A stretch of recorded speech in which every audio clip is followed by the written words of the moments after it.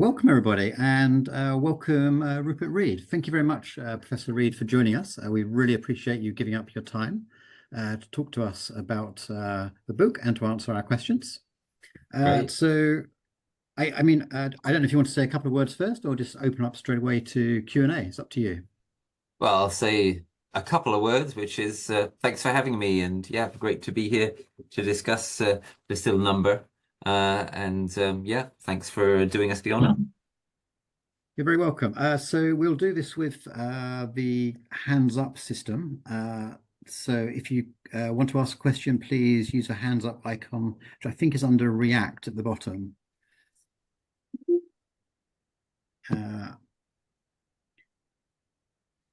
Anybody wants to kick off with the first question?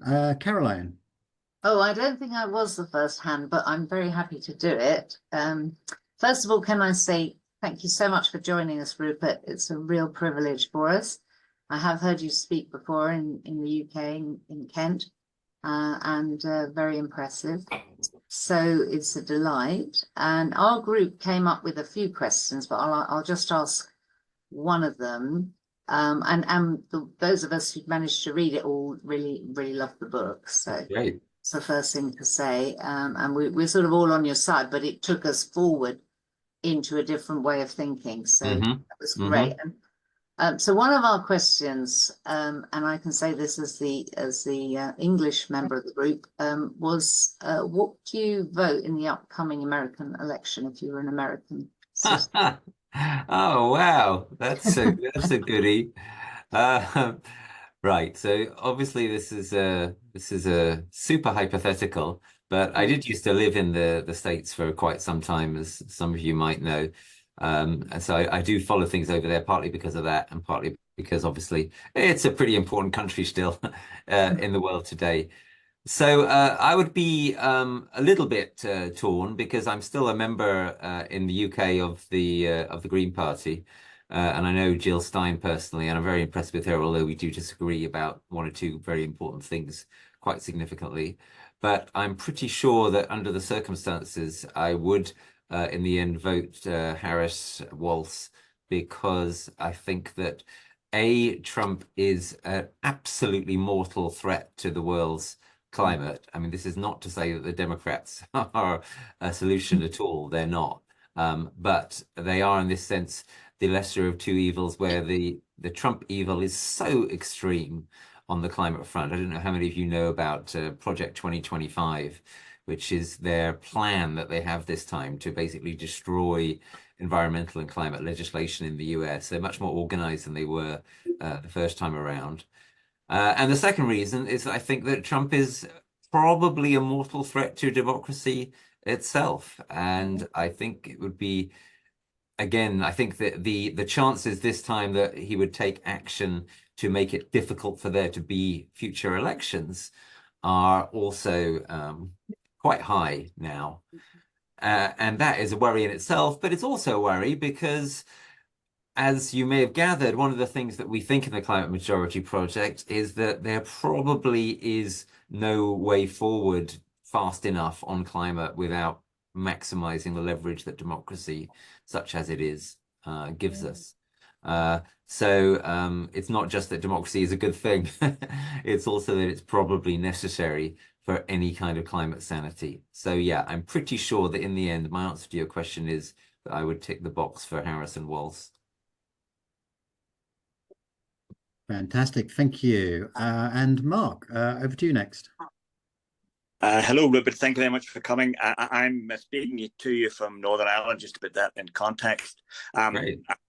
Straight to my favourite hobby horse, which is sort of global action, global thinking. You mentioned in the book you had some link up with George Marshall and climate outreach and climate. Have you thought about the Climate Majority Project linking up with international thinking folk like Democracy Without Borders, people who are looking at maybe moving towards my utopian idea of a world parliament, which when you think about it from a first principles point of view, the climate crisis is not going to be solved by any one nation. It's going to have to all 8 billion of us chipping in. So what are your thoughts on maybe expanding the climate majority project more outside the UK? Wow, what a lovely but huge question, Mark. So I'll do my best. I'll pick a couple of aspects of it. So one is the quite kind of pragmatic aspect of the way we're trying to operate in the Climate Majority Project. Now, you will have gathered from the book that we are very much trying to prove concept initially in the United Kingdom.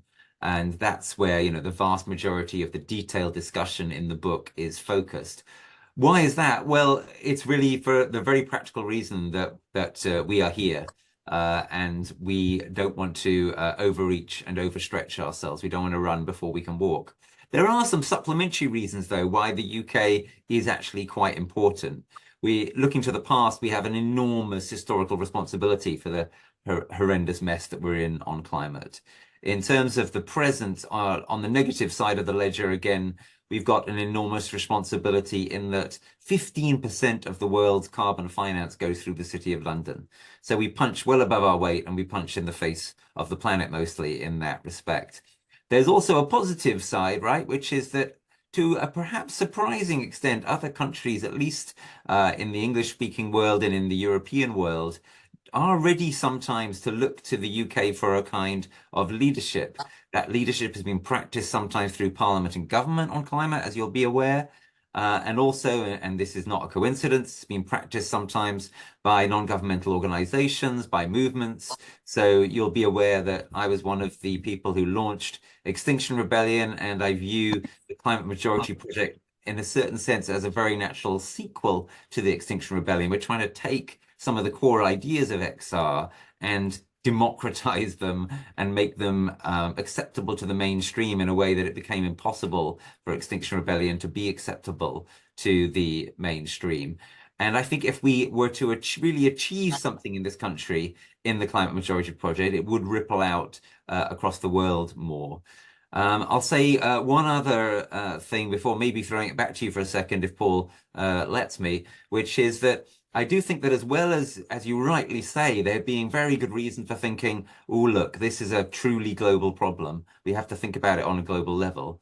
There is also very good reason to think that actually we have to think about it on a thoroughly local level. So one of the things I'm leading for us on now is our whole emphasis on a strategic adaptation and the building of resilience to face the climate emergency, which is a quintessentially local matter, as opposed to trying to rein in greenhouse gas emissions, which has to have a thoroughly global dimension. And we believe that actually this adaptation centrism, which you can already detect in some of the chapters towards the end of the book, but we've developed it more since the book was published, is a tool that hasn't been sufficiently exploited. And that while the COP system has been an attempt to deal with the climate tragedy globally with very little success, there may be more prospect for success if A, you operate thoroughly locally and focus on adaptation, and B, you build from the local through certain kind of national jurisdictions, such as the UK and also other major players. We've mentioned the US, China, the EU, etc., to create what are called climate clubs to get some kind of traction on the problem, this terrible collective action problem, which the climate problem is, this terrible free rider problem that it brings with it. So those would be some of the things I would say to counterpose against your vision, Mark. I mean, I'm very sympathetic, obviously, with a lot of what you say, and there's a lot of truth to it. But I think there are some very important other sides to the coin.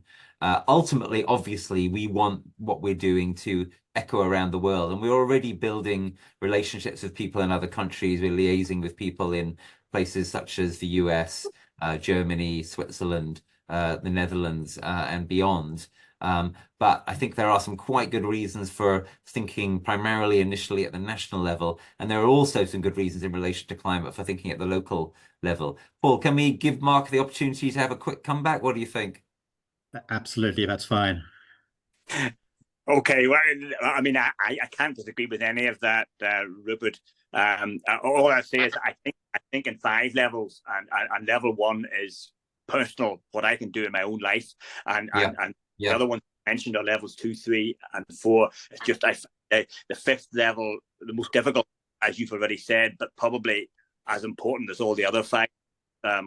Sort of local, regional, national, and then international. So yeah, I think we need to be doing things at all levels, all at the same time, as fast as possible. And that's all. Yeah, no, absolutely. I would just say that I think that I just reiterate the point that the Climate Club's idea, and there's really good discussion, for example, of this kind of thing in the book 5 Times Faster, which I recommend strongly, by the climate diplomat Simon Sharp. The Climate Club level kind of operates at this interesting kind of intermediate level between the national and the global.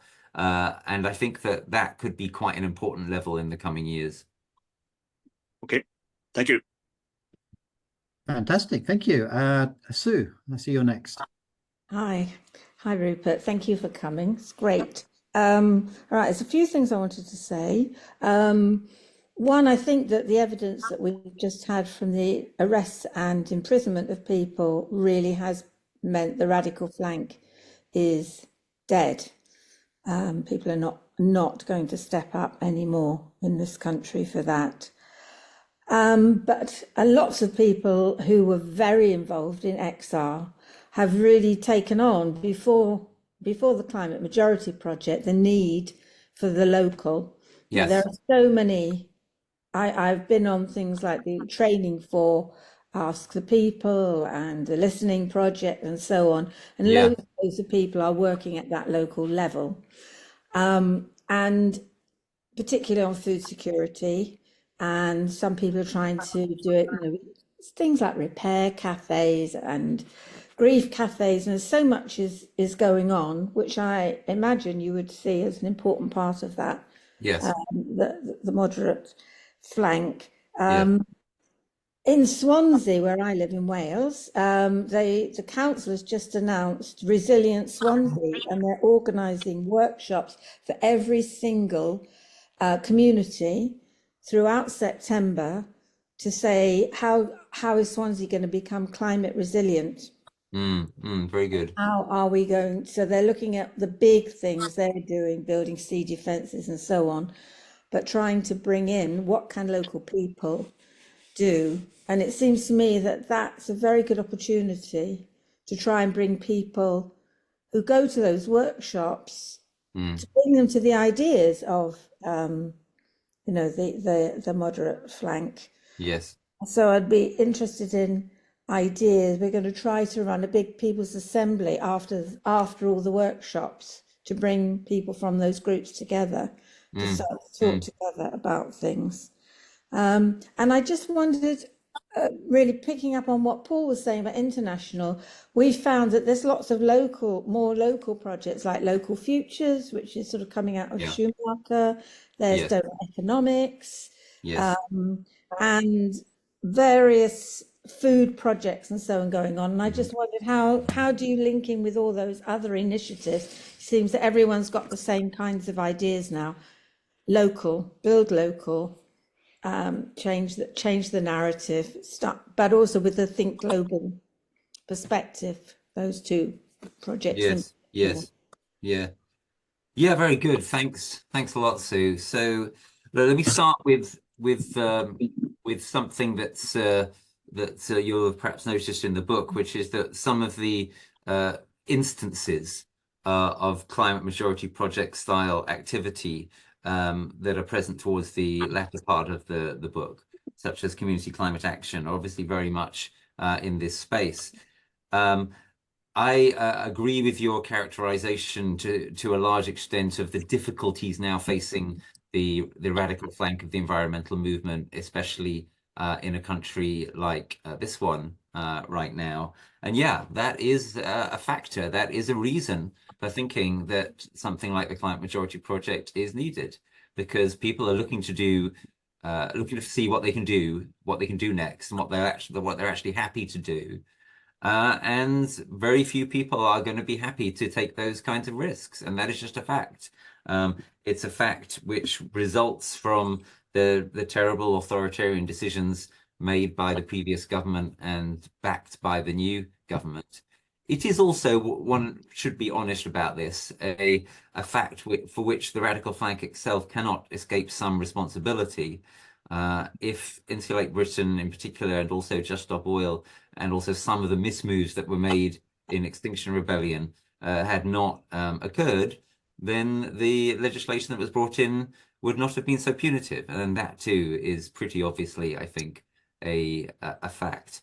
Anyway, those are the facts which offer the sort of backdrop for the situation you describe, where a lot of people are looking to see what to do next, and a lot of people are already doing it. Now, at this point, I think it's really important to make a distinction between the climate majority project and what we call the climate majority. So the climate majority is a far, far broader phenomenon, right? The climate majority project is this still relatively small thing. We have a number of people, a number of us now who are employed by funding that we've got for the CMP, but none of us are even full-time yet.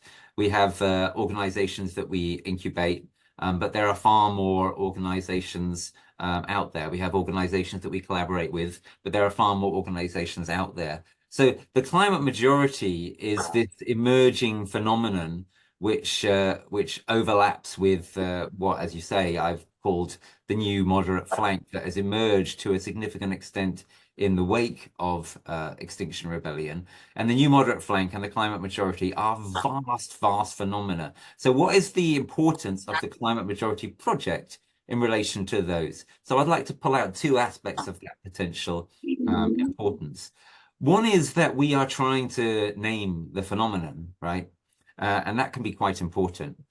So when I started speaking about the new moderate flank, I was talking about something that I saw emerging, I saw already happening. And that was part of what was exciting and made it even possible to talk about it. I wasn't just whistling in the wind. I was saying, you know, these organizations like Lawyers for Net Zero and climate emergency centers and Trust the People and community climate action and so on, they're springing up right now, and this is exciting and gives us a kind of set of possible directions depending upon your skills and your interests and so on and so forth.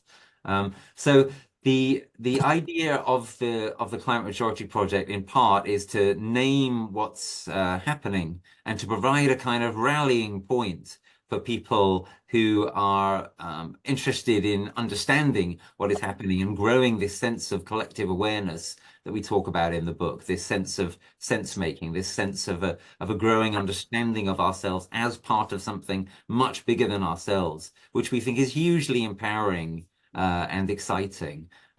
When people feel alone in relation to the crisis, it's very difficult to find motivation.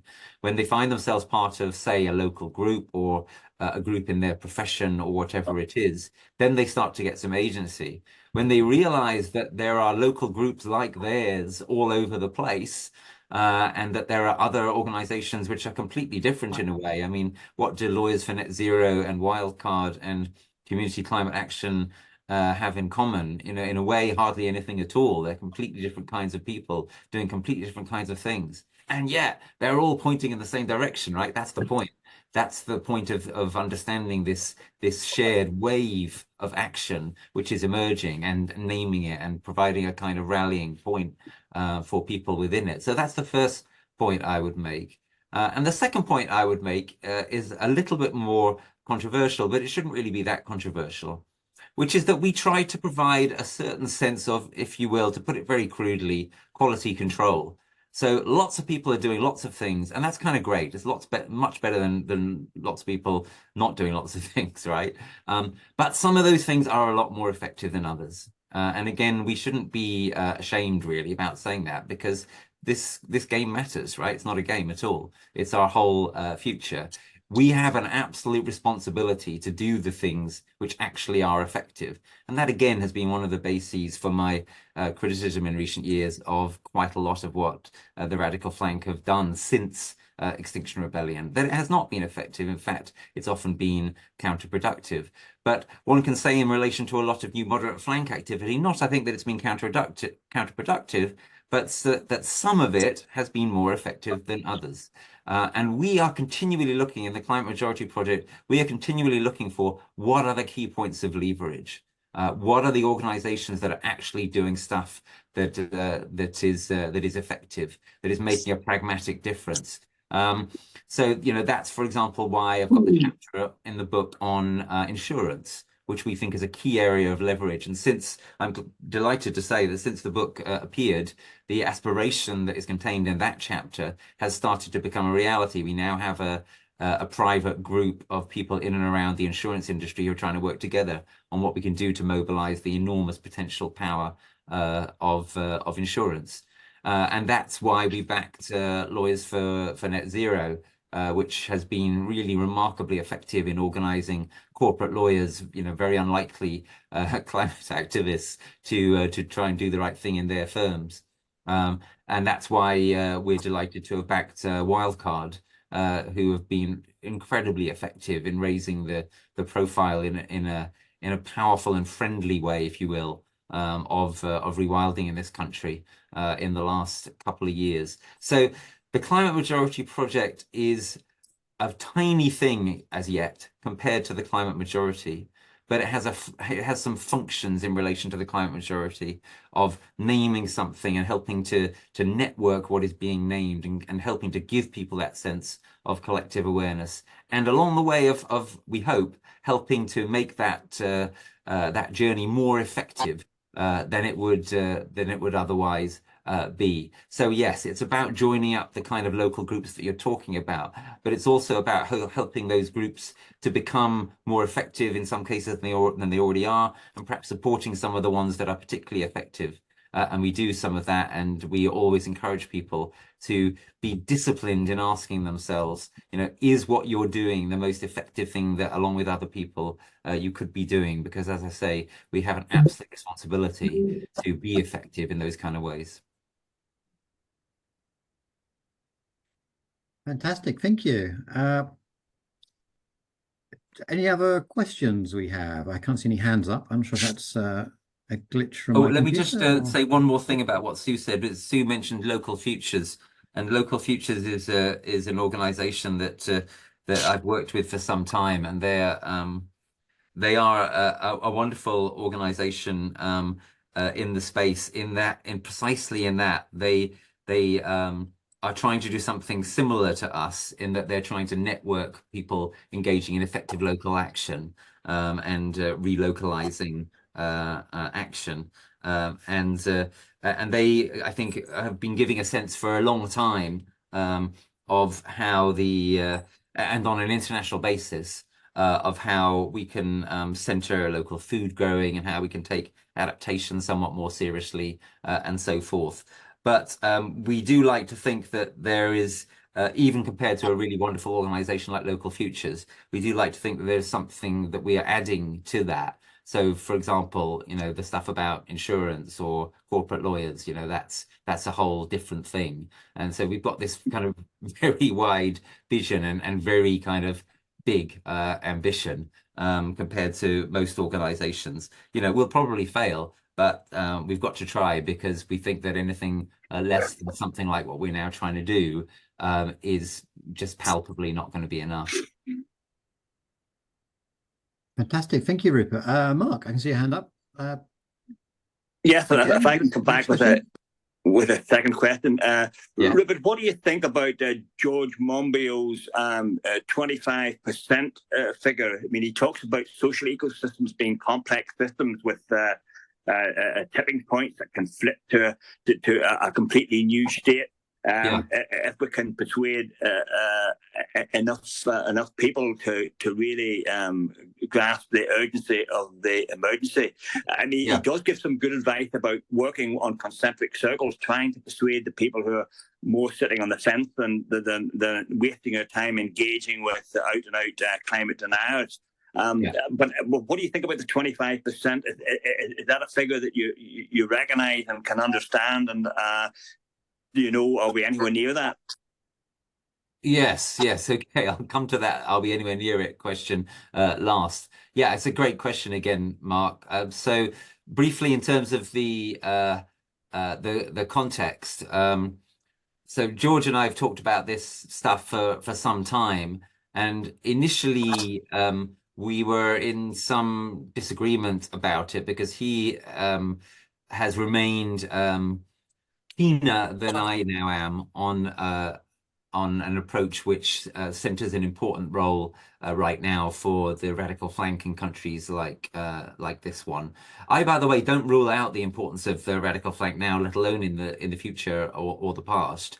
I do maintain that that if we look hard at this criterion of effectiveness, then a lot of things that the radical flank have been doing, they won't be doing, and they'll be doing a more restricted set of things. If you're interested in this, you can look at the article I wrote on it recently in Eon.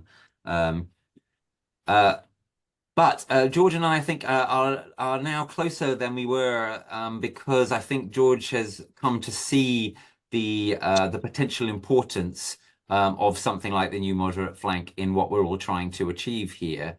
And I suspect that part of the reason he may have come to that conclusion is that when you think about this 25% figure, it is very, very non-plausible, to put it bluntly, that 25% of people are ever going to become full-on activists, let alone participants in the radical flank. That just is not going to happen. There's no examples of that in human history. What there are examples of, and this is one of the reasons why the 25% figure is important, are situations where you've had a minority, a smaller minority, getting seriously active, and then them having some kind of support by a larger plurality. And that is one of the places where the 25% figure comes from Erica Chenoweth's recent works, right? So Chenoweth famously said, oh, if you have 3.5% of the population behind what you're doing, then you can bring about radical political change. But she didn't really ever quite say that. She always said that 3.5% has to be the top of a much larger iceberg. And now what she is saying, has been saying explicitly is, and furthermore, that iceberg needs to be about 25% of people being actively involved. By the way, another reason why one shouldn't take the Chenoweth work too much at face value in relation to the climate crisis is that, of course, Chenoweth's work was basically about political crises and political change. And I'm afraid that as you'll have noticed, folks, the climate crisis is not just a political crisis. It is also an economic crisis and a technological crisis and a civilizational crisis, arguably an ethical and spiritual crisis. It's a full spectrum kind of change, transformational change that we require. So 25% should be considered, frankly, as the bare minimum of people who will be active, who will be taking action. And that is a way of understanding what the Climate Majority Project is trying to do. We're trying to get 25% of the people to actually take action, not to become activists, but to take action, which is a far more credible goal. I'm referring here, for example, to the final chapter of the book, the dialogue between myself and Anthea Lawson, where we go into this.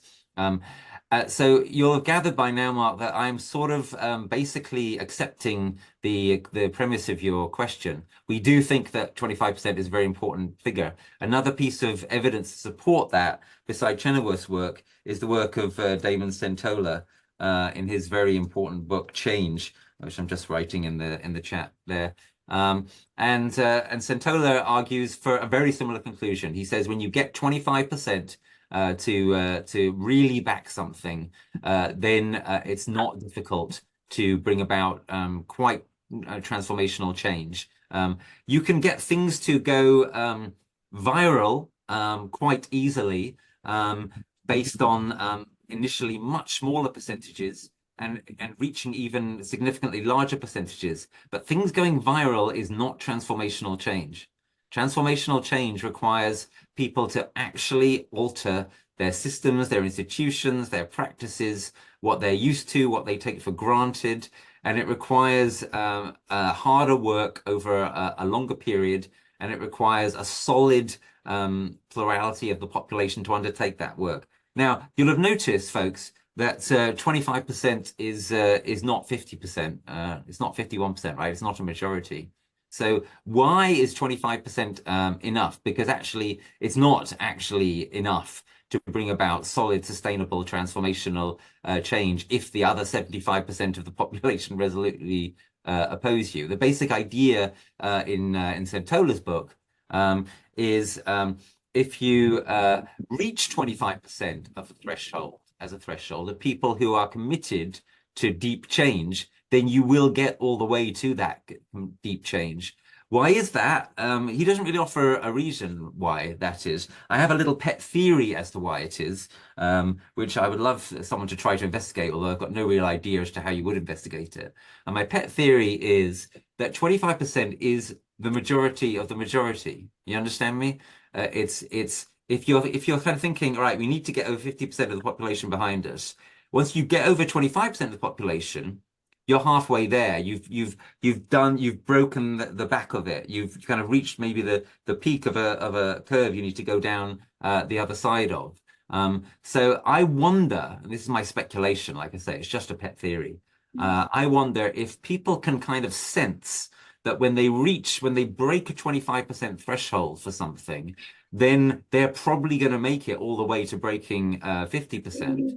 And that means that, if we're thinking about this in broadly democratic terms, that the idea or movement or whatever it is in question, policy change, is going to triumph sooner or later, and that will unleash further momentum. So that's just a speculation. But yes, to answer your question straight up, we think that if we get 25% of the population plus taking real action, not just kind of, individual recycling action type stuff, but real forms of collective action, that will probably add up to enough to be the basis for the kind of transformational change that we need.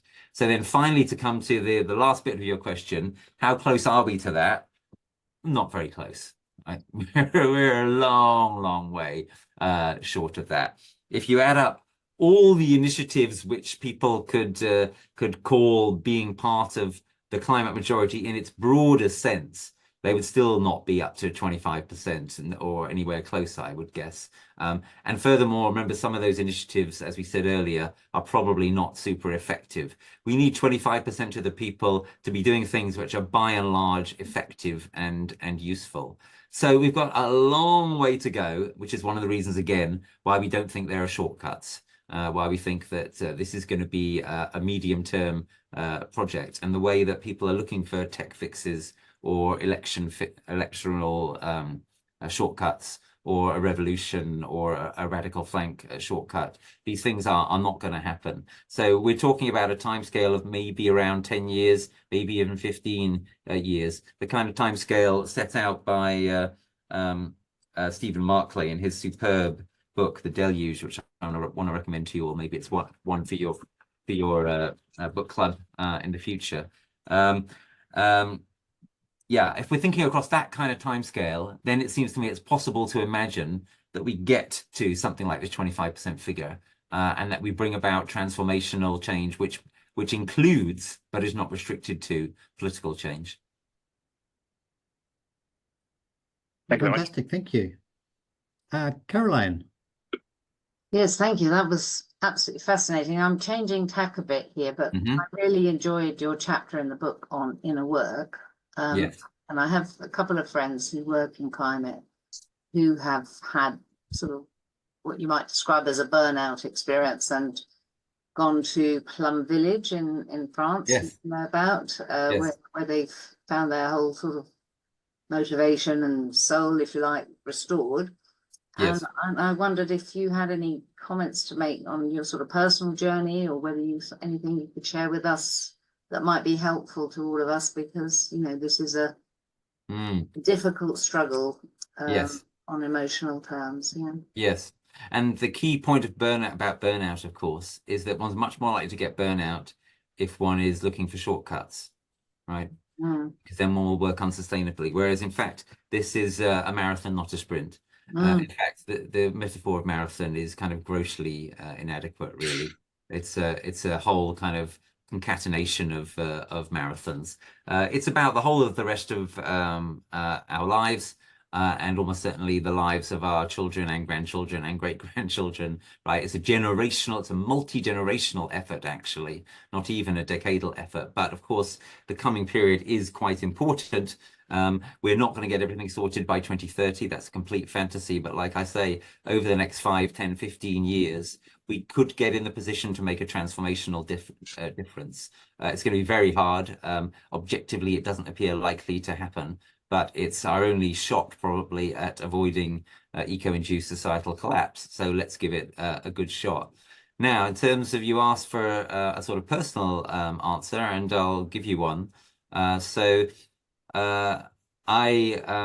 went to, well, I've been to Plum Village myself a number of times. I think that the work that the Order of Interbeing and Thich Nhat Hanh, who was a spiritual teacher of mine, and his successors now at Plum Village are doing is important, and some of the best work in this general field. Another of my spiritual teachers and mentors, even more important for me, has been Joanna Macy, who some of you will be aware of. And I think that these kind of people can indeed, as you imply, be very helpful to helping people to avoid burnout. I suffered burnout myself twice in 2019 while I was in the heat of Extinction Rebellion. I've since then been able just about to avoid it. I think that's partly from learning from my mistakes. It's partly from having what is now, I think, a more, if you will, sustainable theory of change in the Climate Majority Project, which you'll have read about in the early part of the book. And I think it has, in my own case, been partly about continuing to develop my own spiritual practice and becoming, slightly to my surprise, something of a spiritual teacher myself. So I now teach classes periodically and courses on what I call spiritual adaptation or psycho-spiritual adaptation. For example, I teach one of those every February at Glenthorne Retreat Centre, a Quaker-based organization in Grashmere in Cumbria. It's something I love doing, and I find that my students love it as well, which is kind of great. And that's one of the reasons I felt happy to give up academia last year. I'm now, strictly speaking, an emeritus professor, which sounds very grand, but those of you who understand academia will know what it actually means is I'm not really a professor anymore. I've taken early retirement, so I can really devote myself to the Climate Majority Project, plus this other teaching type stuff that I do more of now, in fact, than I did while I was at uni. So yeah, thank you for the question. I hope that is a helpful answer. Well, thank you so much for sharing that. It was very, very helpful. Pleasure. Thank you. Sue, over to you. Yeah, sorry, there seems to be quite a UK dominant response, maybe because the book is more focused on the UK. In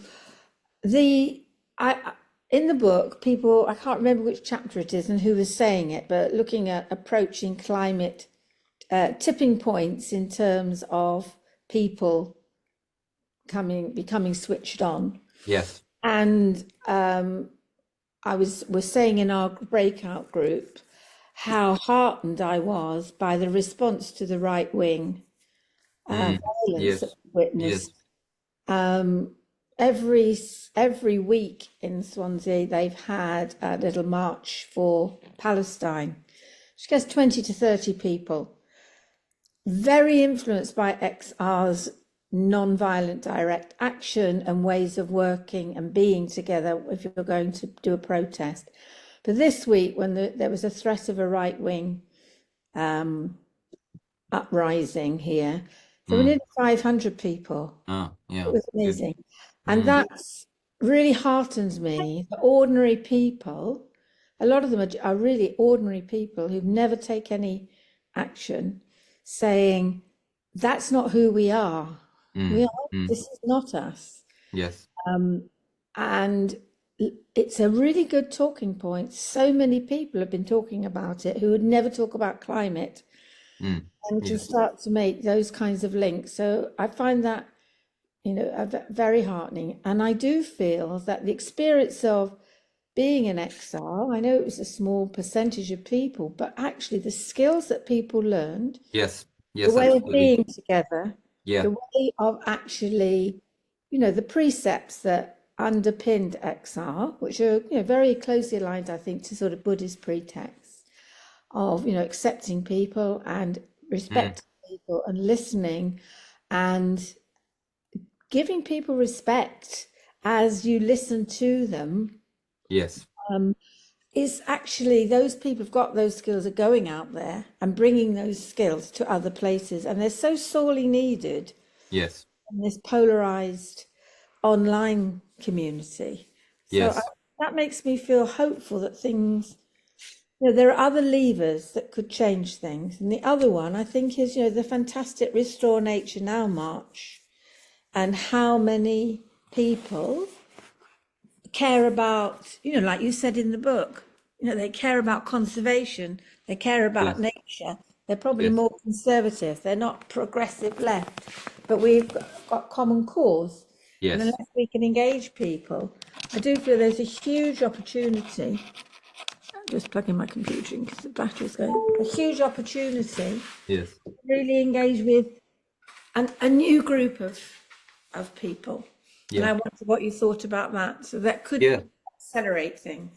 Yeah, no, thanks, Sarah. I'm very sympathetic with that. In terms of the hard right, the current hard right protests, we just had a little. We have this thing once a month called CMP where we have a virtual tea in the afternoon, and where we discuss something. And this week we discussed matters pertaining to the working class and climate, and we discussed the recent protests.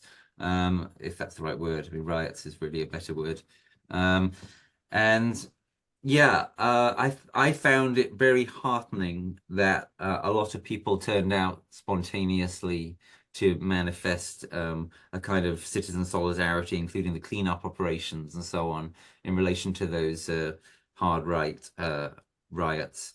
And I think it showed a kind of reality of community and a kind of hunger for community, which is really encouraging and really deep, and it's one of our beliefs in the CMP that this hunger for community may be able to accomplish a lot in the challenging years that are going to be coming. So as you say, Sue, and obviously this is a theme in the book that you'll have picked up, we think that it is very difficult but possible and essential to depolarize the situation that we have in this country and other places similarly in relation to climate, but also more broadly. That in particular, there is no way we get to where we need to get to on climate without such depolarization, and that an aspect of such depolarization includes being willing to make common cause with others who don't share our politics.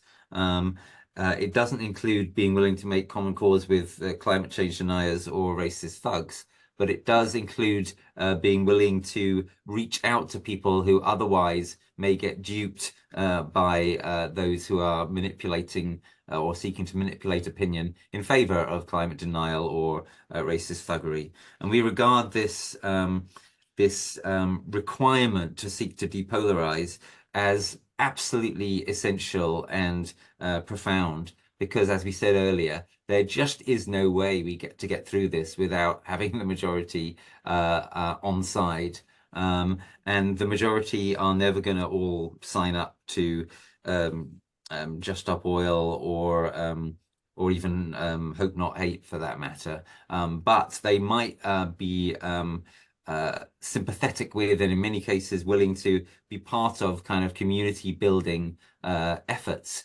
which we saw some examples of in the wake of those riots. And going back to the relation of this to XR, I think you're right. I think that the XR principles were inspiring in a number of these regards. One of them, which I was very proud of and tried to practice myself while I was in XR quite strongly, was the idea of no naming, shaming, or blaming. and of this as making possible a kind of depolarized approach to the situation, which hadn't been possible before. However, there was a difficulty, which is that at the same time, the radical flank methodology was intrinsically somewhat polarizing, because it was intrinsically designed to be controversial and force a conversation. So that's part of the reason why I believe that what XR did in the 2018 to 2020 period was largely absolutely essential. It was also important for most of us to move on from that. Now, in terms of that moving on, something which is quite interesting is that when XR was designed, it wasn't designed to proliferate the kind of responses that occurred in terms of some people going off and forming more radical elements and many people going off and forming more moderate elements, the kind of organizations that have been supported by or are part of, in some sense, the climate majority or the climate majority project. XR wasn't designed to do that, but it did quite predictably do it. So we've tried to build that into the design of what we're doing. So that is why, again, the point of the climate majority project is not to sort of be the totality of what happens, or even nor even to direct the totality of what happens. We don't go along with those kind of Leninist fantasies. Yeah, we do, as I said earlier, we do some naming of the phenomenon, some of what's called thought leadership. We try to provide a rallying point. We try to provide networking functions, and to some extent an umbrella function for a lot of what's going on now. But the main thing that's going on is lots and lots of things that point broadly in the same direction, and some of them we have no direct relationship with, and some of them we're never even going to be aware of. Some of the local groups doing good stuff. There are so many things that are happening. The point is the phenomenon, right? The point is the wave of action. The point is the climate majority coming to know itself and coming to act. And unlike XR, which tried to be a sort of spearhead for the whole of what was supposed to happen, we are thinking of ourselves more as I say, kind of namers, networkers, enablers of something huge and distributed. I think this word distributed is quite useful. The new moderate flank will be distributed, or it will be nothing. What's necessary is to come to understand that, and to come to develop some kind of sense of collective awareness within this distributed sort of superorganism. And I find that quite a sort of exciting model for our times of what could happen. Brilliant, thank you. I have a final question, perhaps, which is... Yes, and then I must go, because I have a thyroid condition and I soon turn into a pumpkin. So... Oh, it's a very quick one, and it's possibly more of a statement than a question. Yeah. I mean, I wonder that some of the most effective actions we can take also happen to be the least interesting actions we can take. And I was quite sort of thinking a little bit about sort of templates. So by templates, I mean sort of, pre-written letters. So when we're thinking about actions we can take in, for example, our own workplaces, actually, which bank your employer banks with is a climate decision. And, if you work in a finance department, for example, you may be able to speak to the CFO, or you may be in management, but you might not quite know how to approach that. So having some helpful templates would actually be very useful, but it's kind of dull work putting those together and persuading other people that actually you can do this.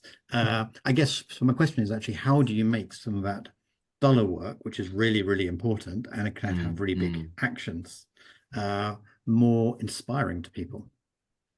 Very interesting question, Paul, and not surprisingly from your good self. I would say one way you make it more interesting is because the making of something into something that can be relatively kind of dull and mechanical can itself be quite an interesting task, right? So in other words, designing things smartly in such a way that they can be easy for people to carry out. Achieving that design is itself quite a challenging thing to do. So if we can get people interested in doing that kind of thing, then the kind of rolling out of it can also be attractive, not so much interesting, but attractive because it's easy, right? So then everyone's a winner. So for example, I've just been speaking as part of our insurance work with a US-based organization called Premiums for the Planet. And this is exactly what they try to do. They work really hard, and it's hard intellectual labor, to figure out ways of making it really easy for firms to switch their insurance provider to an insurance provider which is more climate responsible. And then when they do this right, it's great because the chief finance officer of a firm or whatever can just do this relatively easy thing, and they get praised and they feel good about it, etc. And everyone's a winner. So I think that's my answer. Part of what we need to do in business, in workplaces, and beyond, is to be really smart about making things as easy as they can be for others to do the right thing. Having said that, a lot of what we're going to need to do in the coming period, let's be under no illusion, is not easy. It's not going to be easy, and there are going to be serious obstacles put in our way. So perhaps I could say, by way of wrap up, don't be just looking for those easy solutions. Be ready for the hard, long slog. And I've much enjoyed this conversation. And it's obvious that a lot of you are quite sympathetic with what's in the book and with what we're trying to do. And if you are, I would encourage you to consider getting in touch with us and joining in for the long haul. You might start by going to climatemajorityproject.com and signing up for email updates on our website, or having an explore of the website and seeing what is on there that is of use to you. Although again, and this will be my final remark, do remember that, as I've said more than once, it's not at all about us. We are just a kind of a vehicle and a kind of a clearinghouse. And it may well be that the most important stuff that you do for as the climate majority is something which has very little to do directly with us. But whether it has a lot to do directly with us or not, please do it. Brilliant. Thank you very, very much. We really appreciate your time and your passion and your energy, all the work you've done for the climate. And yeah, thank you so much for your time tonight. I really appreciate it. It's been a very, very enjoyable conversation. Thanks, Paul. Thanks, everyone. I'm going to head off now. Cheers. Bye-bye. Cheers. Bye-bye.